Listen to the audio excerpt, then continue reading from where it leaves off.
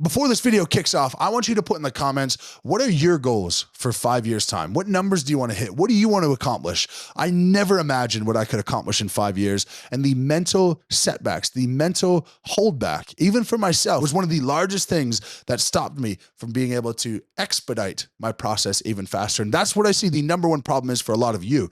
Go ahead, pop in the comments. Let's put it out there, put it into fruition, take your dreams, take your goal, double it, and put it down in the comments. And let's try to see who can hit those targets in 5 years' time. The first thing to hit a goal is you have to say it. You have to talk about it. You have to think about it. So let's start that process down in the comments. And let me tell you about this insane 5 years that I've had.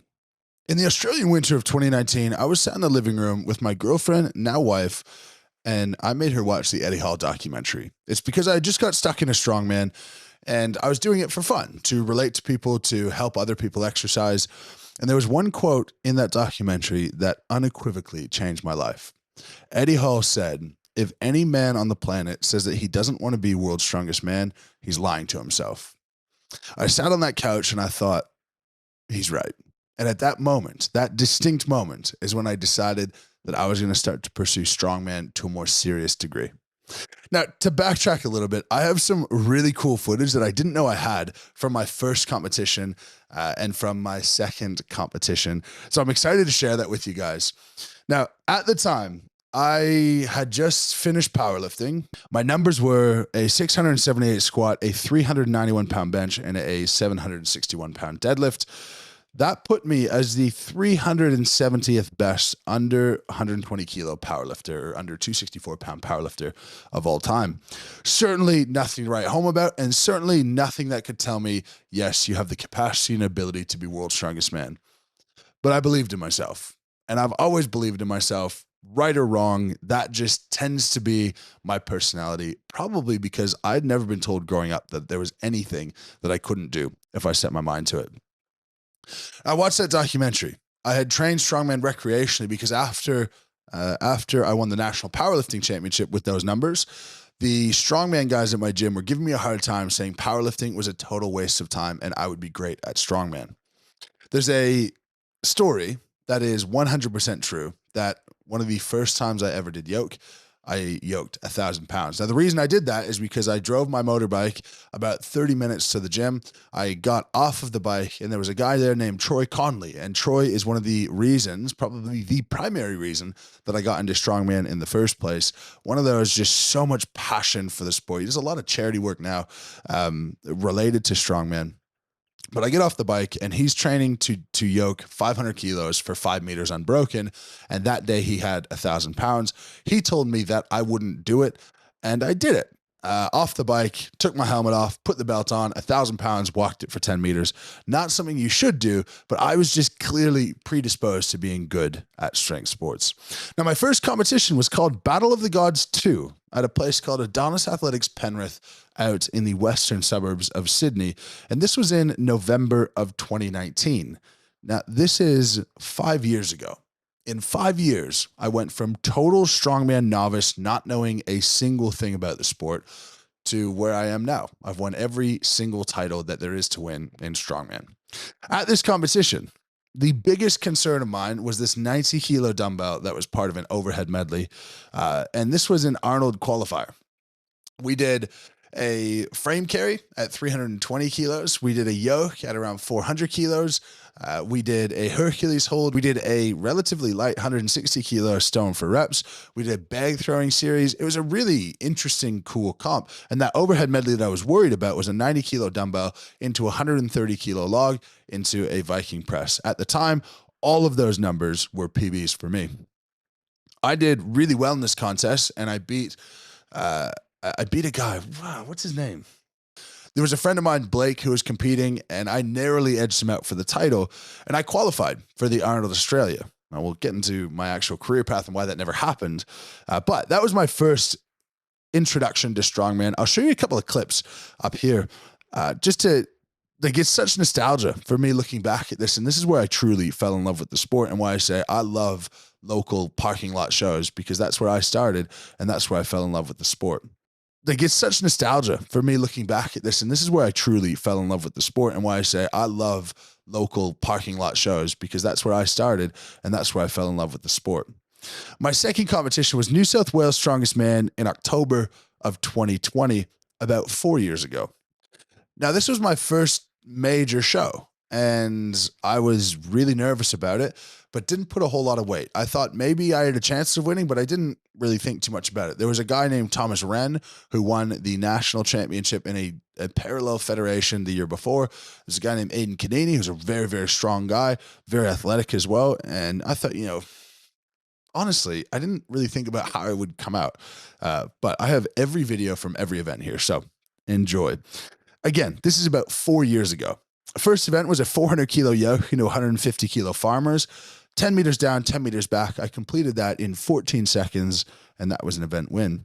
Event number 2 was a 140 kilo axle, and I was so concerned about this. I'd never hit that in training before. Into a 100 kilo keg, an 85 kilo monster dumbbell, and a 140 kilo log, which was another PB of mine. Somehow, competition adrenaline, something, the 140 axle flew up. The 140 log was a major grind, but got through it, but definitely on the margins on that event. Next up was a deadlift ladder, 240, 260, 280, and 300 kilos for reps.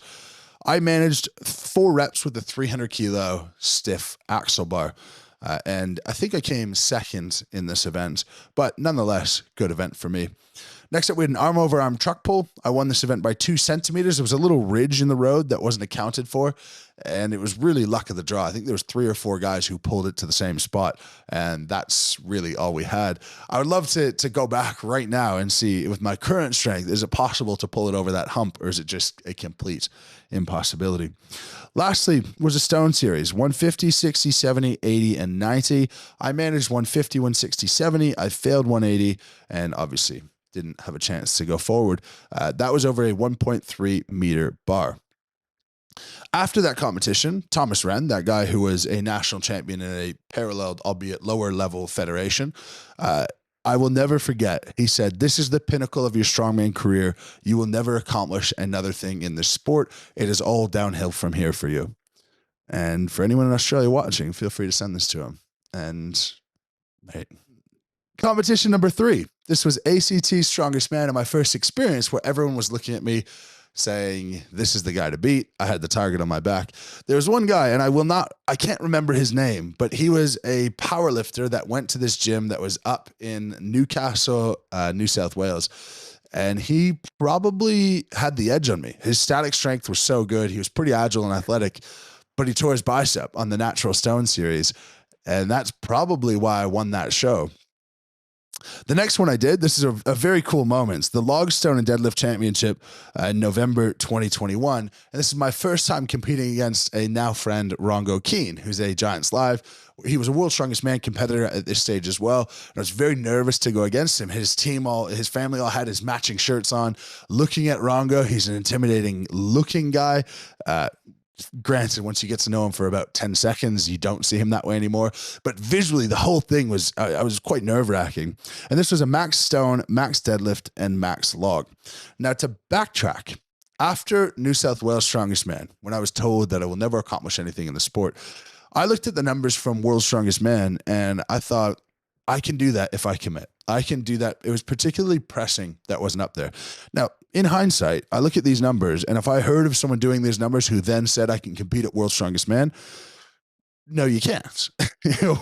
A 140 axle, a 140 log, 4 reps of a 300 kilo axle deadlift, you are miles away from where you need to be. But over the next little while, I made incredible progress. So that was from October 2020 to November 2021, when now I've done the Log, Stone, and Deadlift Championship. I did a 435 kilo deadlift, a 175 kilo log, and a 232 kilo stone. That progress was over the course of a little over 12 months. And now these are starting to become closer to world-class numbers. I would say truly world-class, you're probably looking at a 250 stone, probably a 200 log, and probably a 1,000-pound deadlift. But in total, I was maybe 60 or 70 kilos off of that 3-lift total from being someone who could be considered one of the strongest in the world. This is also when the first ever article was written about me, and it was shrouded in controversy. I don't know why, but it seems to have followed me always, on a site called Viking Strength, and a guy named Phil Burgess interviewed me. And he asked me a whole bunch of questions about myself, and I thought this was really cool. The first article ever written about me.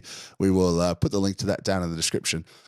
But that was a real big foray into strongman. Now, this is in around the time, of course, you guys would know, COVID happened. So back to the Arnold qualifier, Arnold's didn't happen. I won New South Wales, qualified for Australia's Strongest Man. That got canceled as well. All of the big opportunities were stripped away. But I wasn't really thinking about the big opportunities. I thought that I could do it, but I didn't think that that would come to fruition anytime soon. Now, after the Log Stone and Deadlift Championship, this was in 2021. Later in 2021, I did a max deadlift. Now, this max deadlift is one of the biggest things that put me on the radar. I deadlifted 475 kilos at a charity event. Leading up to this event, I had pulled about 430. My goal was to break the Australian record, which at that time was my 435.